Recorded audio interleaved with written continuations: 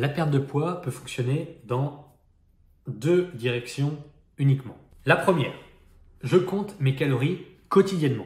Je pèse mes aliments et on ingère une portion qui crée un déficit calorique. Si je dépense quotidiennement 2400 calories et que je n'en mange que 2000, je devrais puiser les 400 calories manquantes dans mes réserves. 2 points, je maigris grâce au déficit calorique.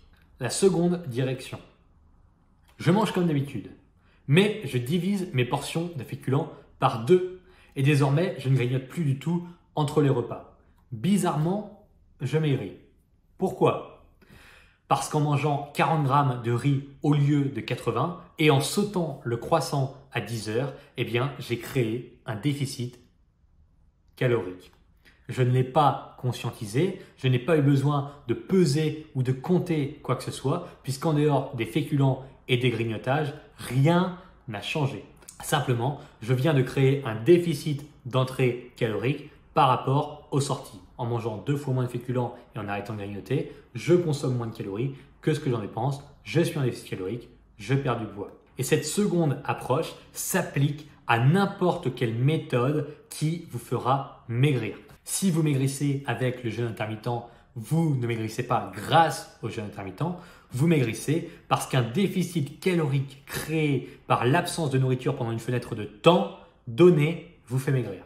La diète sans sucre ne fait pas maigrir non plus, c'est la réduction de vos apports en sucre induit par un déficit calorique qui vous fait maigrir.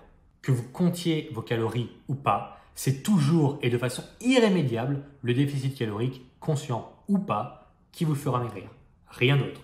La seule chose qui compte pour vous, c'est de trouver une méthode qui vous permet d'être et de rester en déficit calorique avec un minimum de friction afin d'y rester le temps nécessaire pour atteindre votre objectif physique sans devenir complètement taré. L'idéal dans ce cas, c'est de continuer à manger selon vos goûts et vos envies. Bien sûr, l'idéal, c'est de perdre du poids en continuant à profiter de votre alimentation comme si de rien n'était. L'idéal, c'est également de pouvoir inclure ce déficit calorique dans votre vie sans y passer des heures au quotidien et sans devoir transformer l'intégralité de vos journées autour de la perte de poids, de penser qu'à ça, de ne faire que ça. Non, il vaut mieux que ça passe inaperçu, que vous mangiez ce qui vous plaît, que vous n'ayez pas trop faim, que vous ne soyez pas frustré, que vous puissiez profiter de votre vie sociale comme si de rien n'était en progressant.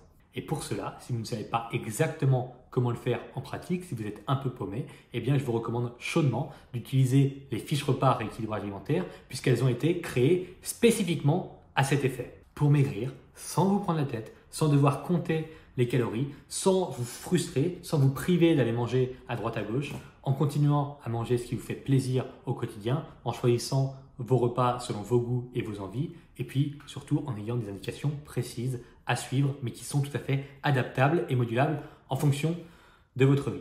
Pour obtenir les fiches repas rééquilibrage alimentaire, le lien est juste en dessous ou directement à l'adresse www.rééquilibrage-alimentaire.com/fiche. J'ai failli l'oublier.